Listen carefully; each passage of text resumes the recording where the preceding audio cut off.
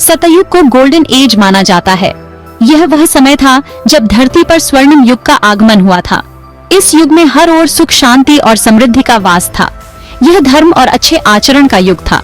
लोग अपने कर्तव्यों का पालन करते थे और जीवन को नैतिकता के साथ जीते थे। इस युग में देवता धरती पर घूमा करते थे। वे मानवों के साथ संवाद करते थे और उन्हें सही मार्ग दिखाते थे। लोग और देवता सब नेचर के साथ मिलजुल कर रहते थे।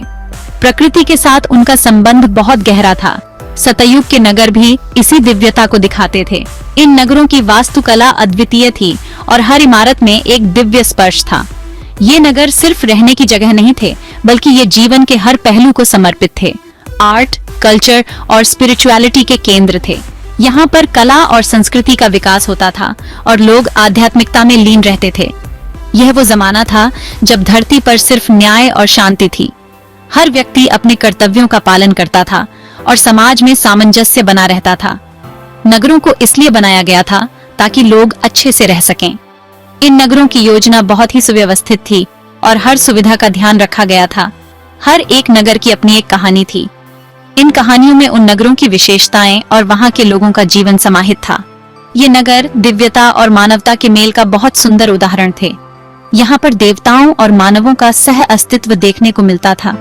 इन नगरों में विभिन्न त्योहारों और उत्सवों का आयोजन होता था। लोग मिलजुल कर इन उत्सवों को मनाते थे और समाज में एकता का संदेश फैलाते थे। व्यापार और वाणिज्य भी इन नगरों का एक महत्वपूर्ण हिस्सा था। यहाँ के बाजारों में हर प्रकार की वस्तुएं मिलती थीं और लोग दूर दूर से व्यापार करने आते थे। शिक्षा का भी यहाँ पर विशेष महत्व था। विद्वान और छात्र यहाँ पर ज्ञान की खोज में आते थे और विभिन्न विषयों का अध्ययन करते थे। स्वास्थ्य सेवाएं भी यहाँ पर उन्नत थीं। लोग अपने स्वास्थ्य का ध्यान रखते थे और विभिन्न चिकित्सा पद्धतियों का उपयोग करते थे। शासन व्यवस्था भी बहुत ही सुदृढ़ थी। राजा और प्रशासक न्यायप्रिय थे और समाज के हर वर्ग का ध्यान रखते थे। नगरों की सुरक्षा का भी विशेष ध्यान रखा जाता था। सैनिक और किलेबंदी नगरों की रक्षा के लिए हमेशा तैयार रहते थे। तकनीकी उन्नति भी यहाँ पर देखने को मिलती थी। लोग नए नए आविष्कार करते थे और जीवन को सरल बनाने के लिए विभिन्न यंत्रों का उपयोग करते थे। कुल मिलाकर यह युग एक आदर्श समाज का प्रतीक था। लोग प्रेम, शांति और सामंजस्य के साथ जीवन जीते थे और हर ओर दिव्यता का वास था। इस प्रकार दिव्य नगरों का युग हमें यह सिखाता है कि कैसे हम अपने जीवन को नैतिकता, प्रेम और शांति के साथ जी सकते हैं। सतयुग के नगरों को बनाने का श्रेय भगवान विश्वकर्मा को जाता है। उन्हें देवताओं का शिल्पी और आर्किटेक्ट कहा जाता है। विश्वकर्मा का मतलब ही है सब कुछ बनाने वाला। वो क्रिएशन, कला और शिल्प के देवता हैं। विश्वकर्मा ने अपनी कला से देवलोक के शानदार भवनों और नगरों को बनाया। उनकी बनाई हर चीज यूनिक और अद्भुत थी। विश्वकर्मा ने सिर्फ बिल्डिंग्स ही नहीं बनाए, बल्कि उन्हें दिव्य शक्तियों से भी भर दिया। अयोध्या सतयुग का एक बहुत इम्पोर्टेंट नगर था। यह नगर अपनी अद्वितीयता और ऐतिहासिक महत्व के लिए जाना जाता है। अयोध्या का नाम सुनते ही मन में एक पवित्रता और दिव्यता का अनुभव होता है। यह नगर भगवान राम का नगर माना जाता है। भगवान राम, जो मर्यादा पुरुषोत्तम के रूप में पूजे जाते हैं, का जन्म यहीं हुआ था। यहाँ के मंदिर और धार्मिक स्थल आज भी लाखों भक्तों को आकर्षित करते हैं। अयोध्या का मतलब ही है जहाँ कोई अटैक न कर सके। इस नगर की सुरक्षा के लिए यहाँ की दीवारें और किले बहुत मजबूत बनाए गए थे। यह नगर अपने समय में अजेय माना जाता था। यह नगर सरयू नदी के किनारे बसा था। सरयू नदी का पवित्र जल इस नगर को और भी पवित्र बनाता था। नदी के किनारे बसे इस नगर का प्राकृतिक सौंदर्य अद्वितीय था। अयोध्या को खुद भगवान विश्वकर्मा ने बनाया था। विश्वकर्मा, जो देवताओं के वास्तुकार माने जाते हैं, ने इस नगर को अपनी दिव्य कला से सजाया था। यह नगर उनकी अद्वितीय कारीगरी का उदाहरण है। यह नगर सोने के महलों, सुंदर बगीचों और चौड़ी सड़कों से सजा हुआ था। यहाँ के महल और बगीचे अपनी भव्यता और सुंदरता के लिए प्रसिद्ध थे। चौड़ी सड़कों पर चलते हुए यहाँ के लोग गर्व महसूस करते थे।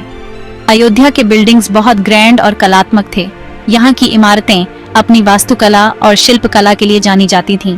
हर इमारत में एक अनोखी कला और संस्कृति की झलक मिलती थी। यह नगर समृद्धि, शांति और धार्मिकता का प्रतीक था। यहाँ के लोग धार्मिक और शांति प्रिय थे। अयोध्या की समृद्धि और शांति ने इसे एक आदर्श नगर बना दिया था। यहाँ की धार्मिकता और सांस्कृतिक धरोहर आज भी लोगों को प्रेरित करती है। सेक्शन 4, इंद्र की अद्भुत नगरी अमरावती। अमरावती देवराज इंद्र की राजधानी थी। यह नगर अपनी अद्वितीय सुंदरता और भव्यता के लिए प्रसिद्ध था। यहाँ के महल और इमारतें स्वर्गीय सौंदर्य का प्रतीक थीं। यह नगर अपनी सुंदरता और वैभव के लिए फेमस था। अमरावती का हर कोना दिव्यता और शांति से भरा हुआ था। यहाँ की हवाओं में एक अलग ही मिठास थी। अमरावती का मतलब है जो कभी न मरे। ये नगर अमरता और अनंत जीवन का प्रतीक था। यहाँ के निवासी भी अमर थे, जो कभी वृद्ध नहीं होते थे। ये नगर बादलों से भी ऊपर स्वर्ग लोक में था। अमरावती का वातावरण हमेशा सुखद और शांतिपूर्ण रहता था। यहाँ का मौसम हमेशा सुहावना और मनमोहक होता था। अमरावती में इंद्र का बहुत बड़ा महल था, जिसे सुधर्मा सभा कहते हैं। ये सभा देवताओं के महत्वपूर्ण निर्णय लेने का स्थान था। यहाँ पर देवताओं की महत्वपूर्ण बैठकें होती थीं। ये नगर देवताओं और अप्सराओं का घर था। यहाँ की अप्सराएं अपनी नृत्य और संगीत कला के लिए प्रसिद्ध थीं। वे अपनी कला से सभी को मोहित कर देती थीं। अमरावती के बिल्डिंग सोने और रत्नों से बने थे। यहाँ की इमारतें इतनी चमकदार थीं कि वे दूर से ही दिखाई देती थीं। इन इमारतों की भव्यता और सुंदरता अद्वितीय थी।